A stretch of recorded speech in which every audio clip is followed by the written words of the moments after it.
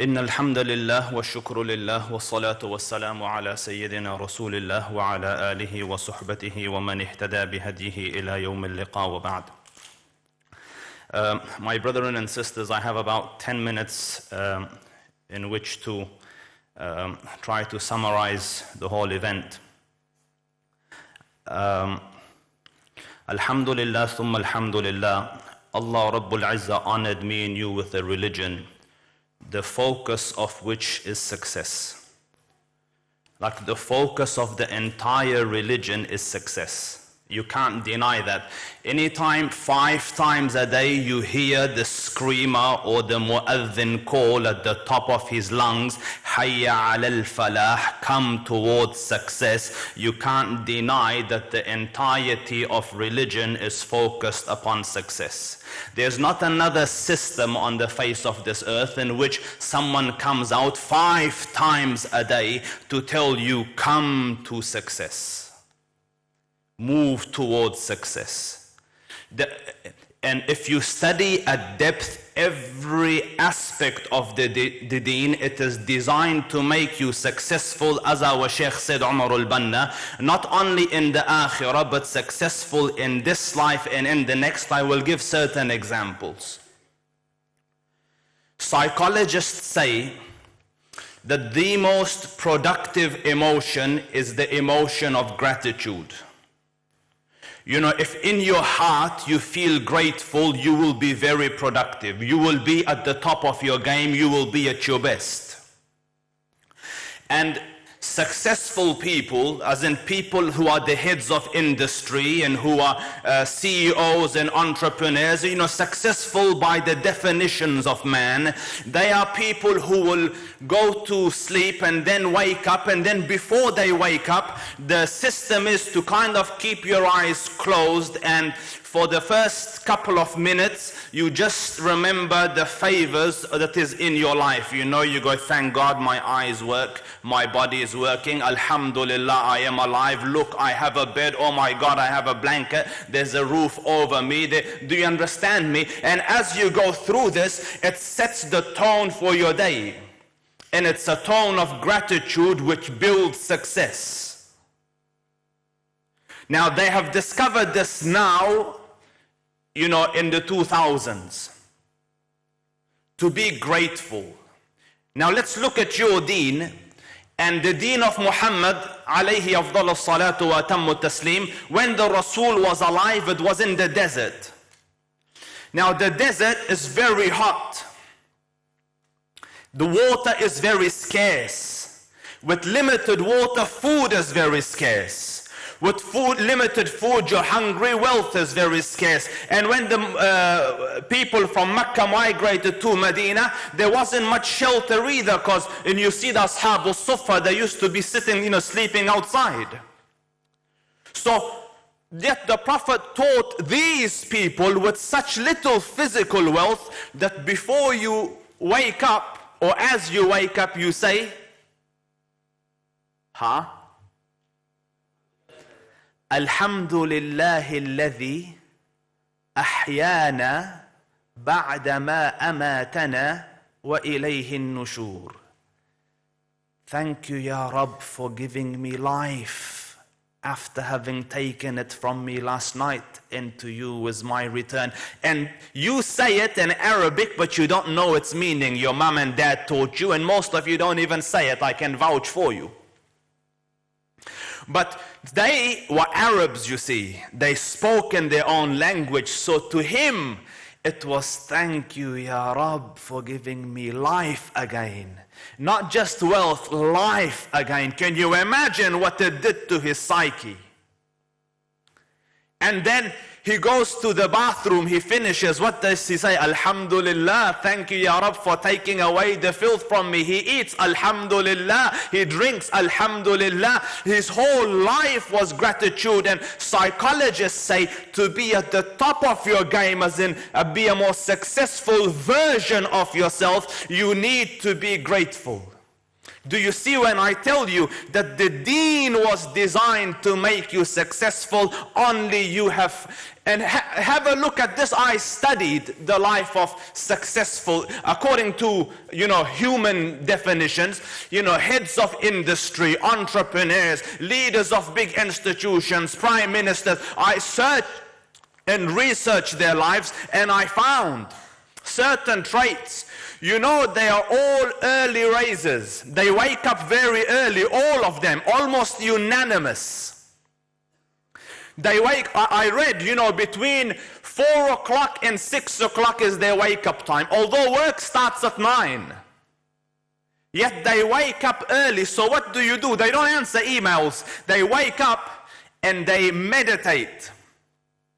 Or they read what they call motivational texts, to inspire them for the rest of the day, to pick them up. And what do you do, or what did the deen prescribe for you to do in the morning?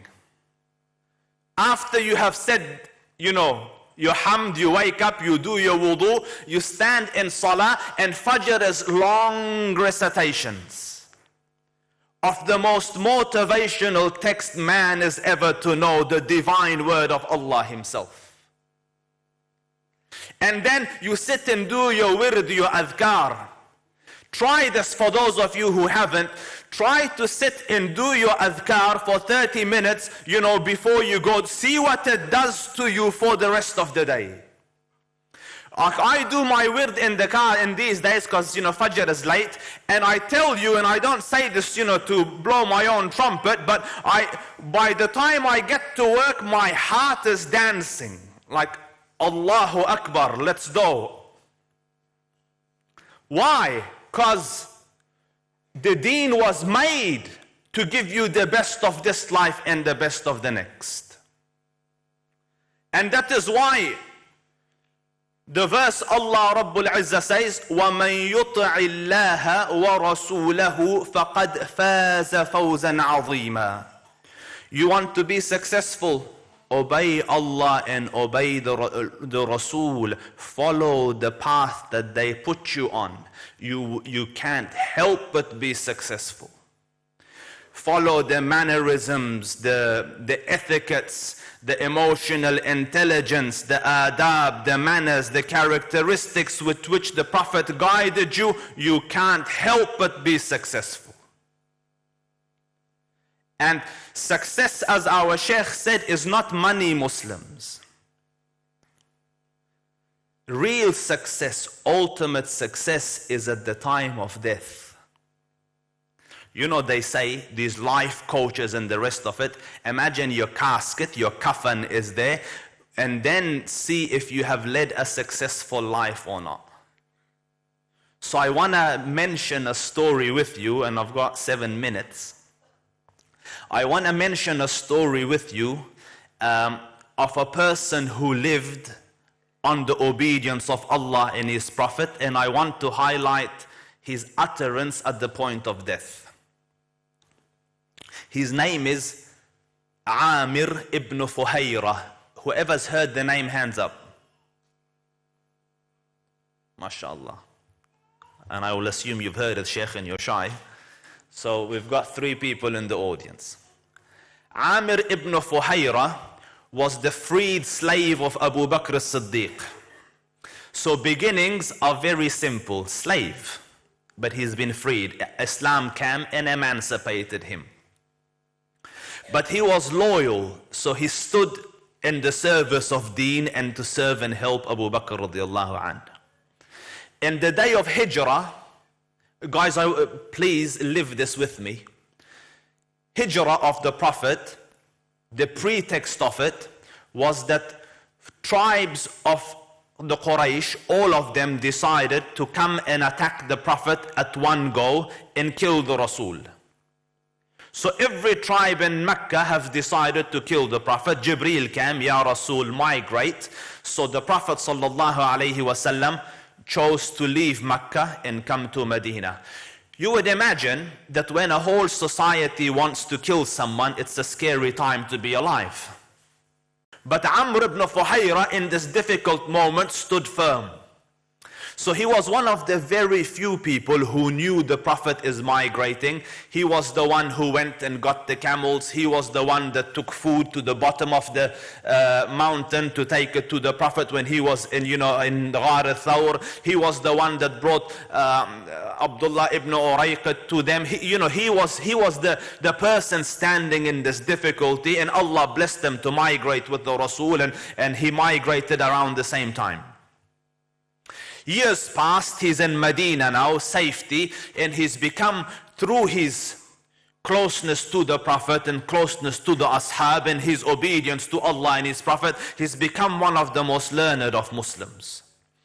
So a person came, a chief of one of the local tribes, he said, "Oh Prophet, can you send us some teachers to teach my people?"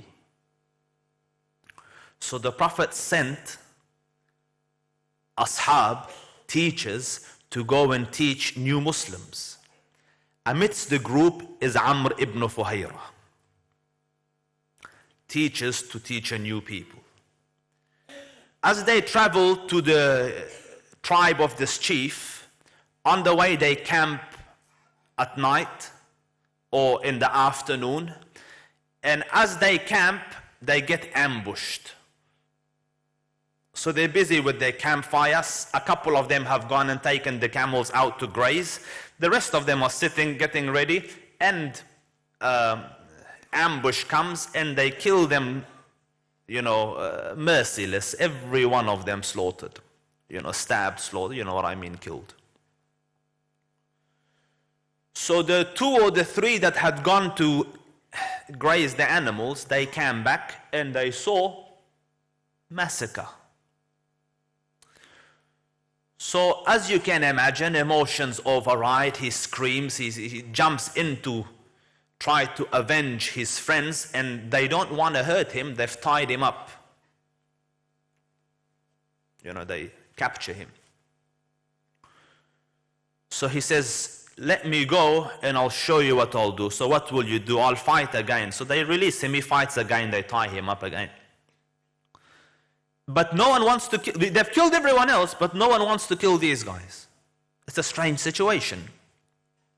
So one of them said, "Come, look at the dead."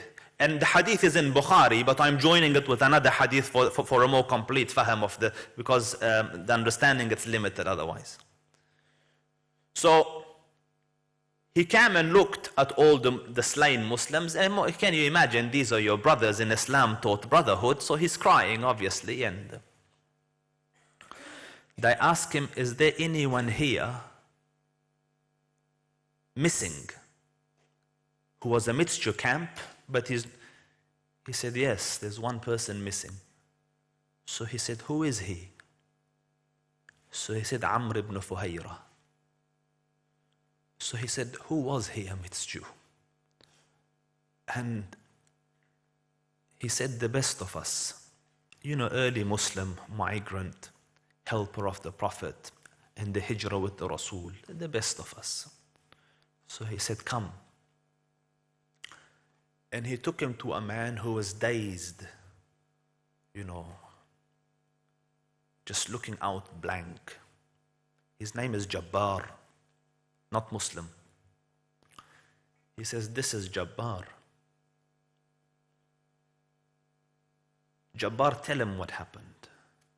So Jabbar said, "I came from behind him, behind Amr ibn Fuhayra, and I got my spear and I dug it in his back, and the blade came out of his front." The normal reaction you would anticipate as, a scream, agony. So he went, and he looked, and he saw blade has come out, and he put his hand under it in blood, and then he smiles, and he says, "Fuztu wa Rabbul Kaaba." I succeeded by the Lord of the Kaaba.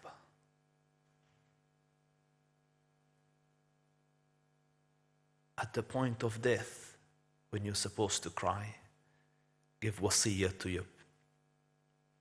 فُزْتُ وَرَبُّ الْكَعْبَةِ, I succeeded by the Lord of the Kaaba. So he says, I pulled the blade out like maybe I've missed it, you know. And he goes, he went up. Can you imagine? From the ground, up, until he disappeared in the clouds. So his friend said, he goes, the angels took him. فُزْتُ وَرَبُّ الْكَعْبَةِ, I succeeded by the Lord of the Kaaba. Because he lived a life on the obedience of Allah and on the obedience of the Rasul. And when death came, however it came, he was successful. And the greatest success, my dear brothers, as described by Allah and His Prophet, فَمَنْ زُحْزِحَ عَنِ النَّارِ وَأُدْخِلَ الْجَنَّةَ فَقَدْ فَازَ. The one who traverses over Jahannam and enters Jannah, indeed he is successful. And the way to do it, وَمَنْ يُطْعِ اللَّهَ وَرَسُولَهُ فَقَدْ فَازَ فَوْزًا عَظِيمًا. Whoever obeys Allah and obeys the Rasul, whoever lives a life of a true Muslim ala basira, with clear understanding of the deen, indeed he has become successful in this life and in the next. May Allah Rabbul Izzah grant me and you success in this life and in the next.